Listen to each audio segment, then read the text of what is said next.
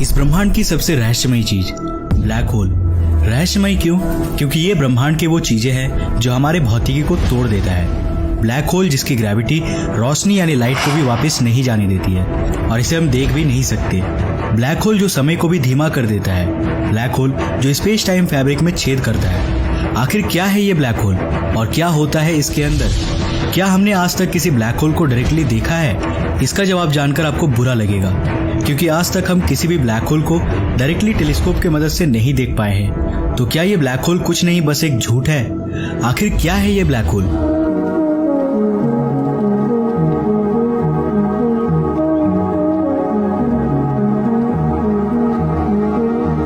असल में black hole क्या है इसे कोई देख नहीं सकता। पर क्यों? क्योंकि किसी भी चीज को देखने के लिए रोशनी का उससे टकराकर हमारी आंखों में आना जरूरी है। अगर रोशनी उससे टकराकर हमारे आंखों में ना आए तो हम उस ऑब्जेक्ट को देख नहीं पाएंगे।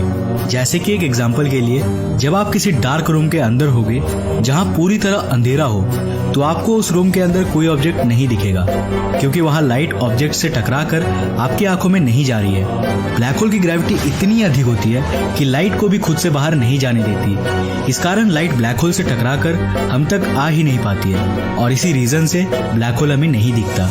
बस केवल दिखता है तो ये काला हिस्सा जो कि ब्लैक होल की बाउंड्री है, जिसके बाद इससे कुछ भी बाहर नहीं आ सकता, कुछ भी नहीं। इसे कहते हैं इवेंट होराइजन। परंतु यहाँ एक सवाल आता है कि जब हम ब्लैक होल को देख ही नहीं सकते तो फिर हमने कैसे इसकी खोज की? और ये जो ब्लैक होल की तस्वीरें हम देख रहे हैं, हमें कैसे पता चला कि ब्लैक होल ऐसे दिखते होंगे? 27 नवंबर 1783 को ब्लैक होल के आइडिया को सबसे पहले सामने लाया गया था और इस आइडिया को पेश करने वाले थे जॉन मिसेल। जॉन मिसेल ही वो पहले व्यक्ति थे जिनके दिमाग में सबसे पहले ब्लैक होल्स का आइडिया आया था। उन्होंने इनका नाम रखा था डार्क स्टार्स।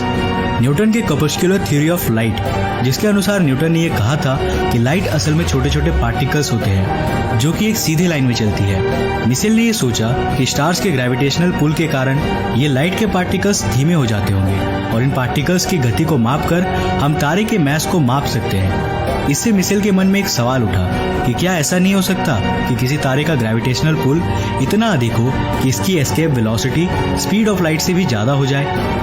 अगर ऐसा हुआ तो तारे की रोशनी बाहर आ ही नहीं पाएगी और तारा हमारे लिए अदृश्य हो जाएगा। उन्होंने अपने कैलकुलेशन से ये पाया कि ऐसा संभव हो सकता है अगर तारा आकार में हमारे सूरज से 500 गुना बड़ा हो। तो ये सिद्धांत तो गलत थी, लेकिन मिसेल का दिया गया डार्क स्टार्स का कॉन्सेप्ट वाकई में सच है। ब्लैक होल्स ऐसे ही डार्क स्टार्स हैं जिसकी escape velocity speed of light से भी अधिक होती है। इसके बाद साल 1915 में एल्बर्ट आइंस्टाइन ने अपने थ्योरी ऑफ जनरल रिलेटिविटी में यह सिद्ध किया कि ग्रेविटी लाइट के मोशन में प्रभाव डालता है, यानी लाइट के पार्टिकल्स ग्रेविटी के कारण धीमी हो जाती है। आइंस्टाइन के इस इक्वेशन के सामने आने के कुछ महीनों बाद ही जर्मन भौतिक शास्त्री कार्ल श्वार्ज़शाइल्ड, जो आइंस्टाइन के इक्वेशन की पढ़ाई कर रहे थे, उन्होंने अपने कैलकुलेशन से ये पाया कि अंतरिक्ष में एक ऐसा क्षेत्र, एक ऐसा ऑब्जेक्ट हो सकता है जिसकी ग्रेविटी लाइट को अपने से बाहर जाने नहीं देगी। परंतु उस ऑब्जेक्ट को देख पाना हमारे लिए बहुत कठिन होगा।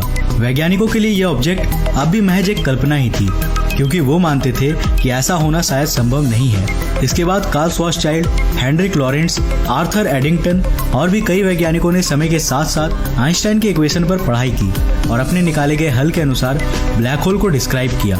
लेकिन इस ऑब्जेक्ट के लिए ब्लैक होल शब्द का उपयोग अब भी नहीं किया गया था। साल 1931 में एक Indo American astrophysicist Subrahmanyan Chandrasekhar ने आइंस्टाइन के स्पेशल रिलेटिविटी के सिद्धांत की मदद से कैलकुलेशंस के जरिए एक वैल्यू को सामने रखा, जिसे आज हम कहते हैं चंद्रशेखर लिमिट। चंद्रशेखर लिमिट किसी भी स्टेबल व्हाइट ड्वार्फ का अधिकतम द्रव्यमान है, यानी कोई भी स्टार अपने अंत के बाद एक व्हाइट ड्वार्फ बनेगा, इसकी भी सीमाएं हैं। चंद्रशेखर ने दिखाया कि कोई भी व्हाइट ड्वार्फ 1.4 सोलर मैसेस, यानी हमारे सूरज के द्रव्यमान का 1.4 गुना से ज्यादा नहीं हो सकता। द्रव्यमान इससे अधिक होने पर तारा यानी व्हाइट ड्वार्फ स्टेबल नहीं रह पाएगा और या तो ये एक न्यूट्रॉन स्टार या एक ब्लैक होल में तब्दील हो जाएगा। लेकिन उस वक्त वैज्ञानिकों ने चंद्रशेखर के इस सिद्धांत को ठुकरा दिया था, क्योंकि उन्हें लगा कि शायद प्रकृति तारे के कोर को कोलैप्स नहीं होने देगी। लेकिन वे सब गलत थे और चंद्रशेखर द्वारा दिया गया सिद्धांत सही था। दिसंबर 1967 को थियोरेटिकल फिजिसिस्ट जॉन व्हीलर ने इस रहस्यमयी ऑब्जेक्ट यानी उन डार्क स्टार्स का नामकरण किया। उनका नाम रखा गया ब्लैक होल। ब्लैक क्योंकि ये हमें पूरी तरह काला दिखाई देता है, और होल इसलिए क्योंकि इसके अंदर जाने के बाद कोई वापस नहीं आ सकता। ब्लैक होल के ऊपर कई सिद्धांत लाए गए, लेकिन आज तक कोई इसे पूरी तरह से समझ नहीं पाया है। तो अब तक आपने ब्लैक होल के हिस्ट्री को जाना, परंतु क्या ब्लैक होल को वाकई में देखा गया है? और अगर हाँ, तो कैसे? हम तो इसे डायरेक्टली देख ही नहीं सकते। फिर कैसे वैज्ञानिकों ने ब्लैक होल को देखा? तो ब्लैक होल अब तक केवल थ्योरीज में ही था, और अधिकांश लोग ये मानते थे कि प्रकृति में ऐसी कोई चीज संभव नहीं है। लेकिन जल्द ही लोगों की ये सोच बदलने वाली थी, जब साल 1962 में एरोबी रॉकेट्स के साथ एक्सरे डिटेक्टर्स को लॉन्च किया गया। इसका मुख्य उद्देश्य चांद से आने वाली एक्सरेज को देखना था, परंतु इसके जरिए अंतरिक्ष में चारों ओर से आने वाले हल्के एक्सरेज को ऑब्जर्व किया गया। लेकिन इसी के साथ वैज्ञानिकों को अंतरिक्ष में एक निश्चित दिशा में एक्सरे का एक स्ट्रॉन्ग सोर्स मिला, जो कि स्कॉर्पियस कॉन्स्टेलेशन में स्थित था, जिसे नाम दिया गया स्कॉर्पियस X1। ये पहला देखा गया एक्सरे सोर्स था। ये वाकई में बहुत अनोखा था, क्योंकि एक्सरेज को निकालने के लिए बहुत अधिक ऊर्जा और गर्मी की आवश्यकता होती है, और स्कॉर्पियस X1 जो कि हमसे कई प्रकाश वर्ष दूर था, उससे आने वाली एक्सरेज को देखकर ये पता चला कि उस स्रोत से बेहद अधिक मात्रा में एक्सरेज एमिट हो रही थी। और ऐसा हो रहा था क्योंकि किसी ऑब्जेक्ट की एक्सट्रीम ग्रेविटी उसके पास मौजूद तारे से निकलने वाले पदार्थों को बहुत तेजी से अपनी ओर खींच रही थी, जिससे बहुत अधिक मात्रा में ऊर्जा का निर्माण हो रहा था। वो कंपेनियन ऑब्जेक्ट बहुत छोटा और बहुत ही डेंस था। वो जो कुछ भी था बहुत अजीब था। इसके बाद 12 दिसंबर 1970 को उहुरु एक्सरे सैटेलाइट को लॉन्च किया गया। इस सैटेलाइट का मुख्य उद्देश्य अंतरिक्ष से आने वाले एक्सरेज की मैपिंग करना था। इस सैटेलाइट को अंतरिक्ष में 339 एक्सरे सोर्सेस मिले, जिनमें से कुछ गैलेक्सीज थे, कुछ सुपरनोवा के अंश थे, लेकिन अधिकांश स्रोत एक्सरे बाइनरी स्टार्स के रूप में थे, जहां एक तारे की रोशनी उसके कंपेनियन न्यूट्रॉन स्टार द्वारा सोख लिया जा रहा था, जिसके कारण एक्सट्रीम एनर्जी का निर्माण हो रहा था और एक्सरेज एमिट हो रहे थे। लेकिन इनमें से एक स्रोत थोड़ा अलग था, सिग्नस X1। ये स्रोत बाकी के बाइनरी सोर्सेस से अलग थी।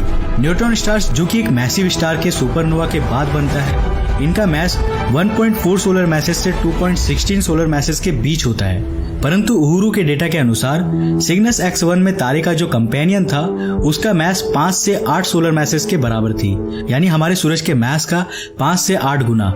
ये ऑब्जेक्ट एक स्टेबल न्यूट्रॉन स्टार के लिमिट से बाहर का था, और बाद में और अच्छे से पढ़ने के बाद ये पता चला कि उस तारे के कंपेनियन का मास 10 सोलर मैसेज के बराबर थी, और ये कुछ और नहीं बल्कि एक ब्लैक होल ही हो सकता था। तो इस तरह से खोज हुआ ब्लैक होल्स का।